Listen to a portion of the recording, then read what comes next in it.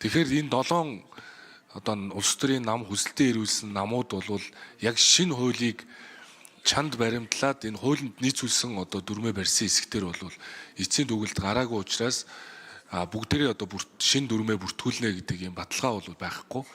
Нийтдээ өнөөдрийн байдлаар нэг 12 улс төрийн намаас бол засгийн газарт мөн одоо засгийн газрыг бүрдүүлж байгаа 3 улс төрийн намын дарга нарт бол бас хүсэлтэд ирүүлсэн. Тодорхой одоо хугацаа өгж дүрмээ одоо шинээр бүртгүүлэхдээ боломж олгооч гэдэг. Гэхдээ бид нэг зүйлийг барьж байгаа нь юу вэ гэвэл нэгэнт хэрэгжсэн улс төрийн намын хуулиа барина. Та нар санхүүжилтээ ил тод болгоо.